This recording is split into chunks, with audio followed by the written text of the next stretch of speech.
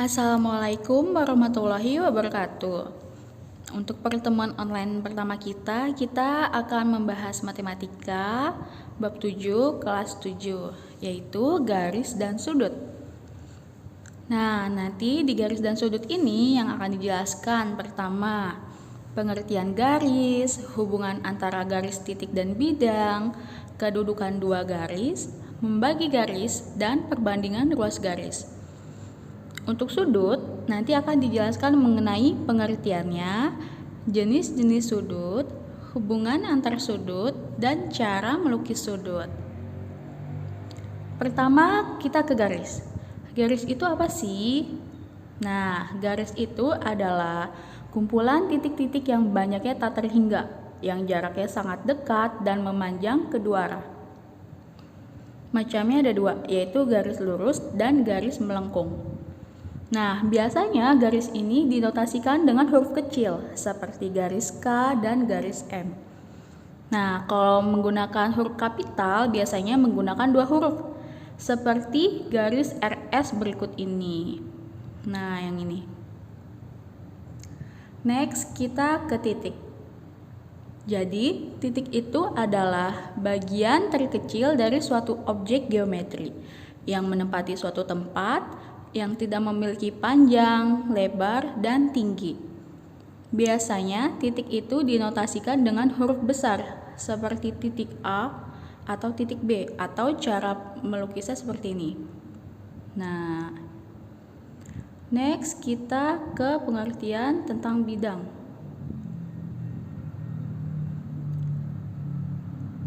Jadi, bidang adalah permukaan rata yang meluas ke segala arah, tak terbatas, terus-menerus dalam semua arah, dan tidak memiliki ketebalan.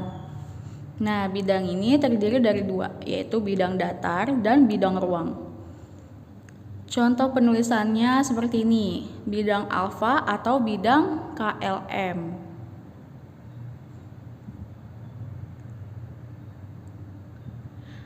Next, kita ke hubungan antara garis, titik, dan bidang. Pertama, hubungan titik dan garis yang terletak pada garis atau di luar garis. Jadi yang pertama ini nih, lihat di gambar yang A.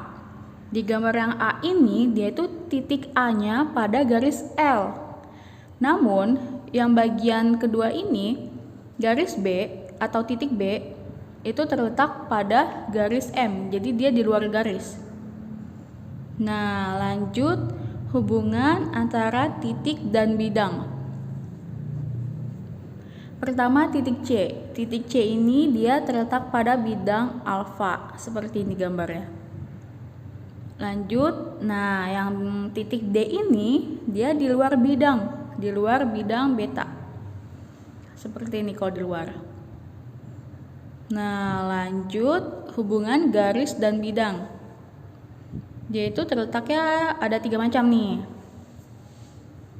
Yang pertama, yang paling atas ini, garis L itu terletak pada bidang alfa. Nah, yang kedua ini, garis L itu terletak di luar bidang alfa. Yang ketiga ini, garis L memotong atau menembus bidang alfa. Jadi yang ketiga ini tuh seperti kertas yang kalian tusuk sama pensil gitu, jadi tembus. Selanjutnya itu hubungan titik-titik yang segaris. Nah, ini nih. Jadi si titik A dan titik B itu dikatakan segaris karena dia terletak pada garis L. Seperti itu. Lanjut titik-titik sebidang. Jadi titik C dan D ini sebidang, yaitu pada bidang beta. Lanjut, kita akan membedakan ruas, ujung, dan sinar garis. Nah, ini jadi di sini sebenarnya mirip-mirip ya, titik A dan titik B itu melalui garis AB. Tapi kalian bisa lihat nih. Jadi gini, Kalau ruas AB, jadi titik A sama si titik B ini tuh merupakan titik ujung dari garis AB. Nah, yang kedua ini sinar AB. Nah, jadi kalau kalian nulisnya sinar AB, jadi si A ini sebagai titik pangkalnya. Nah, jadi di sebagian B ini ada sinar garis lagi itu ke kanan. Nah, bedanya sama sinar BA. Jadi si B-nya yang sebagai titik pangkal. Jadi di bagian titik A itu masih ada sinar garis di sebelah kirinya. Seperti itu.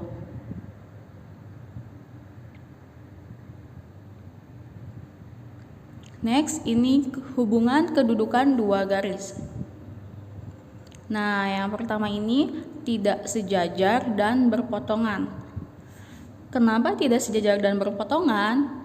Karena kalian bisa lihat nih, garis A sama garis B itu seperti sejajar, tapi jarak duanya itu beda. Yang kanan jaraknya 3 cm, yang kiri jaraknya 5 cm. Nah, lanjut, yaitu garis yang sejajar. Nah, garis yang sejajar itu dapat dikatakan sejajar apabila kanan dan kirinya itu jaraknya sama, seperti garis E dan F ini. Jadi kalau di kanannya jaraknya 9 atas sama bawahnya, ya kirinya juga 9. Lanjut yang berhimpit. Jadi kedua garis dikatakan berhimpit jika, nah lihat deh, ini tuh sebenarnya ada dua garis, tapi dia di dalam satu garis lurus. Kalian bisa perhatiin nih, garis I dan J. Jadi garis I itu yang lebih pendeknya, yang berwarna merah, dan garis J itu yang warna biru, yang agak lebih panjang. Nah, kalau kayak gini dia dikatakan garis berhimpit. Lanjut, berpotongan. Kalau berpotongan pasti kalian udah sering lihat nih. Jadi kalau berpotongan itu seperti ini. Seperti garis P dan O ini. Dia bakalan memiliki sudut. Terus jaraknya itu juga sama, kanan sama kirinya. Nah, yang ini juga sering nih kalian lihat nih, berpotongan tegak lurus. Jadi dia dikatakan tegak lurus jika dia membentuk sudut 90 derajat atau sudut siku-siku. Seperti ini ya. Nah, notasinya seperti ini nih. Jadi kalau berpotongan biasa itu yang bukan tegak lurus itu notasinya seperti huruf X. Tapi kalau sejajar notasinya itu garis miring 2, dan berpotongan tegak lurus itu notasinya seperti ini. Kalian sering lihat nih notasi tegak lurus kayak gini.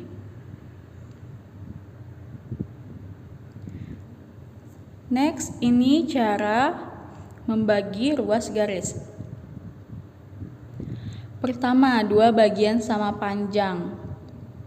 Nah, ini ruas garis dibagi dua sama panjang, biasanya menggunakan jangka, terus dengan beberapa garis sejajar, atau nih yang biasa kalian ukur itu dengan penggaris. Terus yang kedua, perbandingan 1:3. Biasanya nih kalian bisa dibagi menggunakan penggaris ya. Seperti ini, dibagi luas menjadi 3 sama panjang.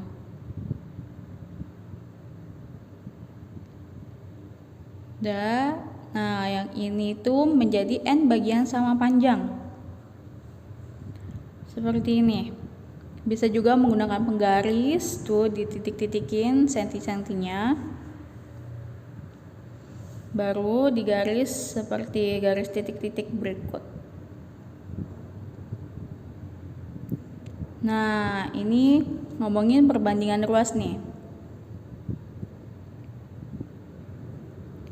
Jadi, setelah kalian bikin ruas garisnya, itu kalian bikin hurufnya nih. Jadi misalkan huruf PC, lihat deh kalian lihat PC itu kan dia ngelompatnya 3 kali tuh ya, dari PA, PB, sama PC. Nah, sedangkan C ke Q dia lompatnya 4, ya kan? Berarti bisa dikatakan PC banding CQ adalah 3:4. Atau dengan kata lain, yang PI dan IR ini juga bisa dilihat nih. Dari P ke I, dia juga loncat 3, ya kan? PG, PH, sama PI. Nah, dari I ke R, dia juga loncat 4, dari IJ, IK, IL, dan IR. Dengan kata lain, PC dibanding CQ itu sama dengan PI berbanding dengan IR. Seperti itu, karena sama-sama perbandingan 3:4. Ini nggak harus 3:4 ya, kalian juga bisa tuh 2:5 atau 3:7. Yang penting pokoknya dari P ke Q sama P ke R itu nanti bakalan berbanding lurus. Nah, contohnya ini nih. Dari P ke C itu 2,7, sedangkan P ke I itu 3. Nah, kita mau mencari CQ. Karena kita di sini udah tahu IR itu 4, jadi kita bisa menggunakan rumus ini. Tuh, PC banding CQ sama dengan PI banding IR, karena sama-sama perbandingan 3:4. Nah, jadi ini kan 2,7 banding CQ sama dengan 3:4. Nah, berarti ini pindah ruas nih. Kalau pindah ruas dia jadinya perkalian. Ya. Jadi yang si CQ pindah ke kanan, yang 4 itu pindah ke kiri. Makanya dia jadi perkalian. Jadi 2,7 dikali 4 itu hasilnya bakalan sama dengan CQ dikali 3. 2,7 dikali 4 itu 10,8. Maka CQ dikali 3 itu sama dengan 3 CQ. Nah, ini CQ kenapa dapat 3,6? Itu dari 10,8 dibagi 3. Ya, cara mencari CQ seperti itu. Maka panjang CQ adalah 3,6.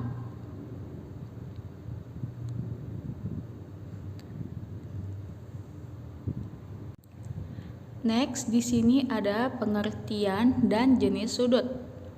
Nah, pengertiannya nih. Jadi, sudut itu adalah besaran rotasi suatu ruas garis dari satu titik pangkalnya ke posisi yang lain. Nih, contohnya gini. Nah, itu kan ada titik sudut P tuh. Terus ada sinar garis PA, ada sinar garis PB. Alfa inilah yang dinamakan sudut APB. Ya, jadi huruf yang keduanya itu selalu titik sudutnya. Nah, simbolnya bisa alfa, beta, atau bisa sudut APB atau sudut P. Nah, satuannya itu bisa derajat, bisa juga radian.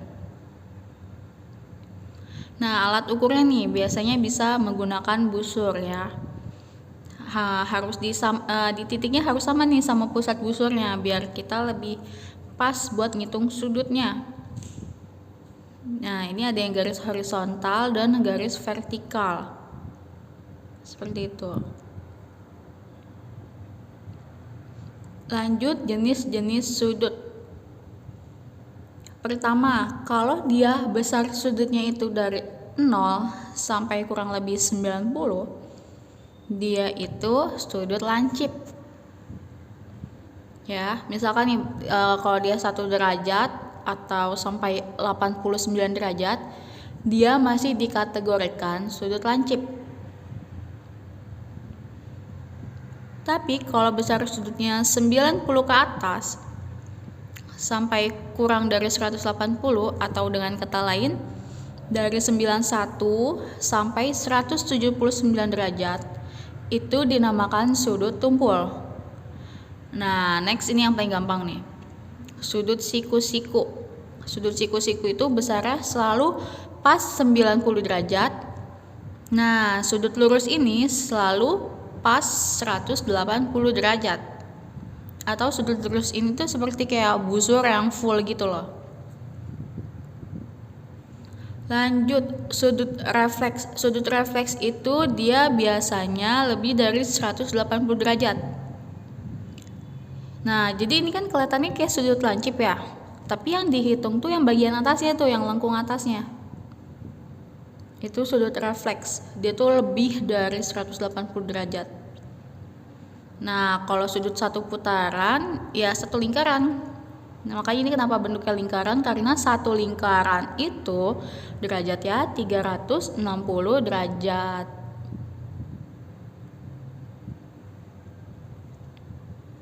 Next, ini hubungan antar sudut.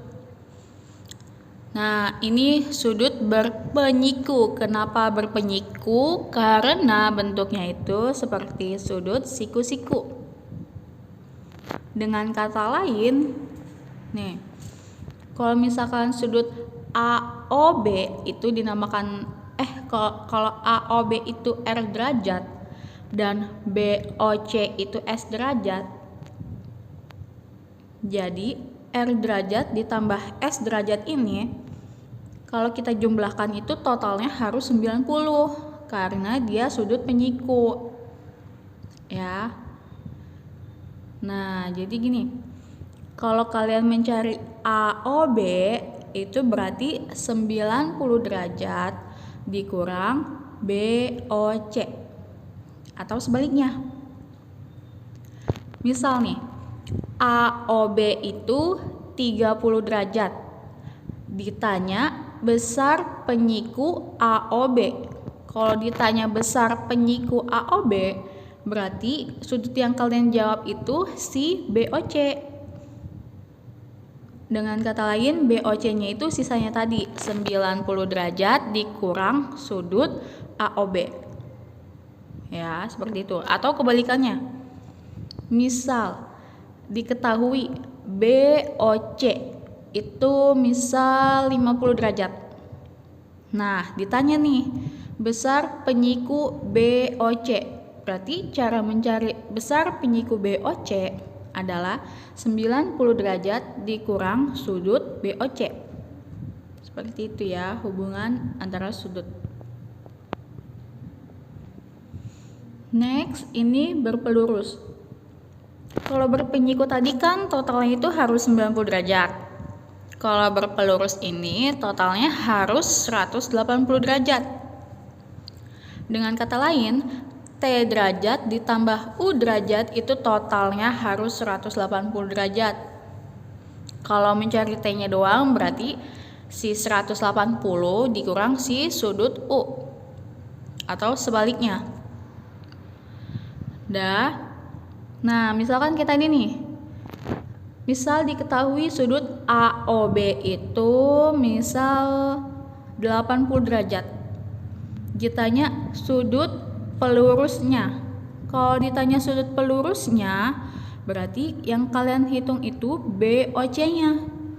Atau dengan kata lain, pelurus dari AOB sama dengan 180 derajat dikurang sudut AOB. Seperti itu. Nah, lanjut ini sudut yang bertolak belakang. Sudut yang bertolak belakang ini dia nilainya selalu sama.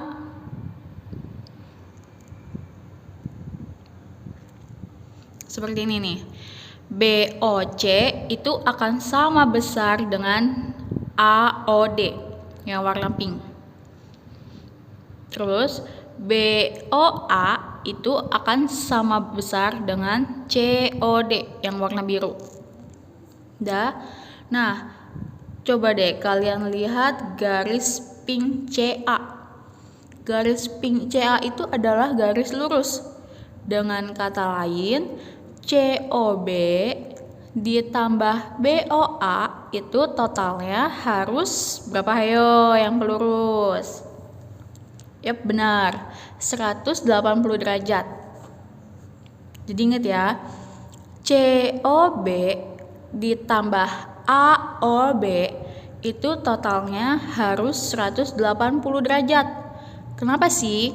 Karena garis CA itu adalah garis yang berpelurus. Begitu halnya dengan garis DB. Coba perhatikan garis DB yang berwarna biru. Berarti DOC ditambah COB itu totalnya juga harus 180 derajat.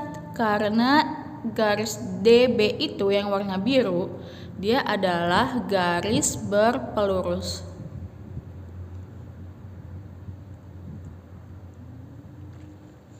Next, ini ada hubungan antar sudut dengan garis sejajar.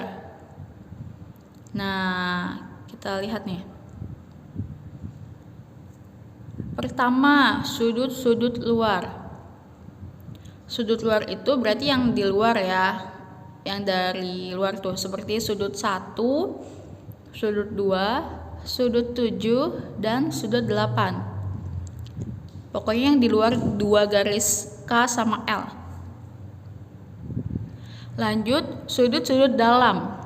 Kalau sudut-sudut dalam berarti yang garis K sama L itu dia yang ada di dalam tuh, yang di tengah-tengah. Yaitu sudut 3, sudut 4, sudut 5, sudut 6. Lanjut, sudut dalam berseberangan. Ya. Nah, sudut dalam berseberangan ini kan namanya juga di dalam ya. Berarti jangan yang ada hubungannya keluar. Jadi sudut dalam itu tuh jadi sudut 3 dan 5 ya kan, tuh kelihatan kan 3 dan 5 dia itu ada di dalam dan berseberangan. Terus 4 dan 6, 4, 6 juga ada di dalam dan berseberangan, seperti itu. Lanjut, sudut luar berseberangan. Sudut luar berseberangan itu contohnya yang di luar ya, yang itu kan ada garis K sama L tuh. Nah, yang di luarnya bukan di dalamnya. Contoh, sudut 1 dan sudut 7.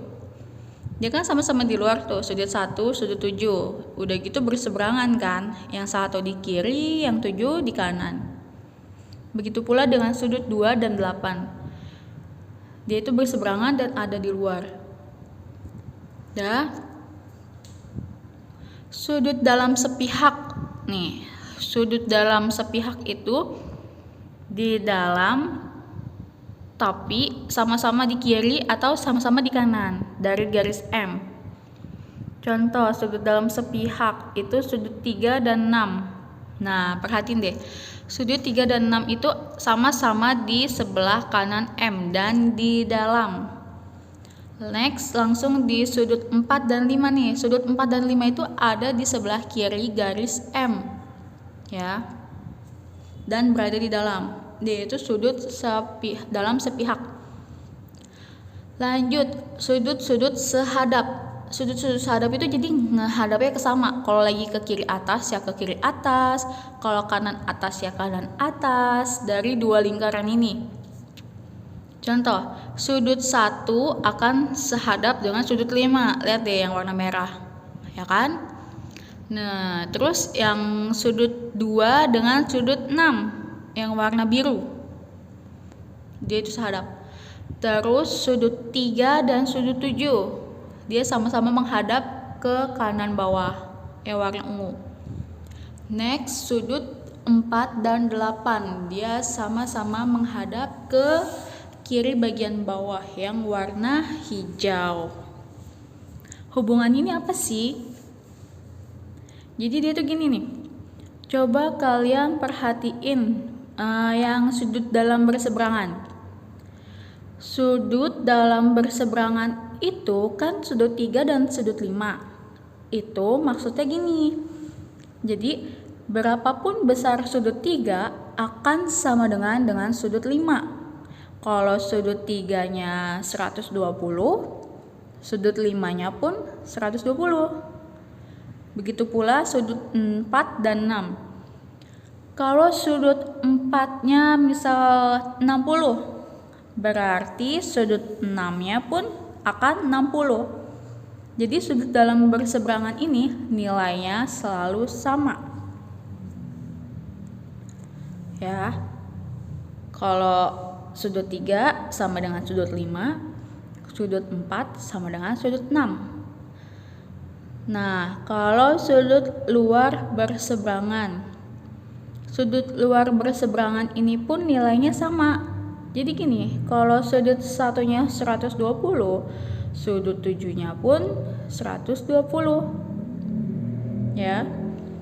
Nah, untuk sudut dalam sepihak. Kalau sudut dalam sepihak ini berbeda ya, teman-teman.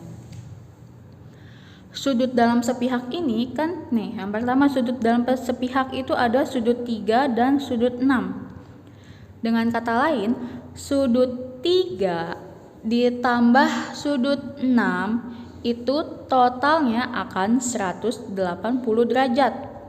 Begitu pula sudut 4 dan sudut 5, kalau di total dia harus 180 derajat. Beda ya dengan sudut dalam berseberangan, sudut luar berseberangan yang nilainya selalu sama. Kalau sudut dalam sepihak ini harus dijumlah dan totalnya harus 180 derajat. Dan next, sudut-sudut sehadap. Nah, sudut-sudut sehadap ini dia nilainya pun sama. Dengan kata lain, sudut 1 dan 5 itu sehadap.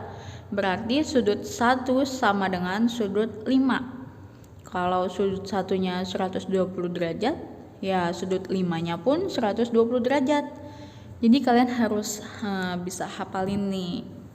Sebenarnya nggak usah dihafalin sih, dilihat aja konsepnya. Seperti itu. Nah, seperti ini nih. Kan tadi udah bilang nih, sudut ini berarti namanya sudut sehadap kan. Kalau sudut sehadap itu nilainya sama. Berarti dengan kata lain, 2x tambah 10 ini sama dengan 70 derajat. Berarti kalian bisa hitung nih. Ya. Tuh, 2x tambah 10 sama dengan 70. 10-nya pindah ruas ke kanan jadi minus. Berarti 2x sama dengan 70 diambil 10. Nah, 2x sama dengan 60. Cara mencari x berarti 60 dibagi 2, yaitu jadinya 30. Nah, ini yang tadi sudut berseberangan dalam. Dia pun nilainya sama ya. Yang tadi itu sudut dalam berseberangan. Dengan kata lain, 3x tambah 15 sama dengan 75. 15-nya pindah ruas, berarti 3x sama dengan 75 dikurang 15. 3x sama dengan 60, dan cara mencari x berarti 60 dibagi 3, maka x-nya dapat jadi 20. Seperti itu. Tapi yang kalian harus ingat, kalau sudut dalam sepihak itu harus kalian tambah ya. Sudut dalam sepihak itu ditambah dan totalnya harus 180 derajat.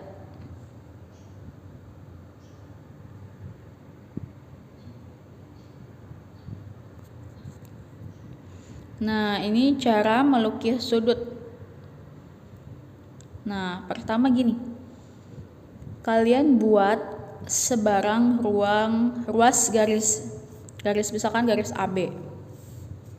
Habis itu, nah, titik B ini kita jadikan titik pusat atau jadi jari-jari A sama B. Jadi AB itu jadi jari-jarinya. Terus buatlah busur lingkaran melalui titik A dan memotong perpanjangan AB di titik B aksen. Kelihatan kan B aksennya? Habis itu kalau udah ke B aksen, dengan titik A dan B aksen sebagai pusat dan jari-jarinya lebih besar daripada BA. Buatlah busur lingkaran sehingga berpotongan di titik C. Nah, seperti itu tuh, titik C kelihatan kan yang di atas? Habis itu hubungkan titik B dan C, maka besarnya pasti 90 derajat. Itu cara menggambar, melukis sudut 90 derajat. Next, yang melukis sudut 60 derajat nih. Kalau cara melukis 60 derajat, jadi buatlah sebarang ruas garis AB. Terus buatlah busur lingkaran dengan pusat A dan jari-jarinya itu gini, AB itu dijadiin nama jari-jari. Terus dengan pusat B dan jari-jarinya AB, kemudian buatlah busur lingkaran sehingga busur tadi berpotongan di titik C. Nah, namun kalian jangan bikin garis tegak lurus, tapi hubungkan titik A dan C. Maka sudut BAC itu pasti akan 60 derajat. Nah, ini cara-cara membagi sudut. Pertama nih, misalkan kalian kan udah bikin nih sudut PQR, ya kan? Titik sudutnya di Q. Terus kalian bikin ini. Bikin titik A memotong sinar garis QR ya di titik B. Tuh, kelihatan kan garis titik-titik merahnya yang garis titik A dan titik B. Habis itu dengan jari-jari yang sama masing-masing buatlah busur lingkaran dengan pusat A dan B sehingga kedua busur berpotongan di C. Jadi ntar jangkanya itu titiknya tuh jadi di titik B buat ngelukis yang bagian C bagian yang kanan, terus yang titik A itu buat ngelukis C yang ke kiri, sehingga dapat garis biru tuh dua. Nah, titik tengahnya itu titik C. Terus hubungkanlah titik Q dan C seperti garis merah ini. Nah, dengan demikian kita bisa pastikan nih besar sudut RQC akan sama besar dengan sudut PQC. Nah, sekian materi garis ini. Coba kalian kerjakan latihannya. Jika kalian mengalami kesulitan, bisa chat saya lagi untuk latihan soalnya. Thanks for listening. Thank you.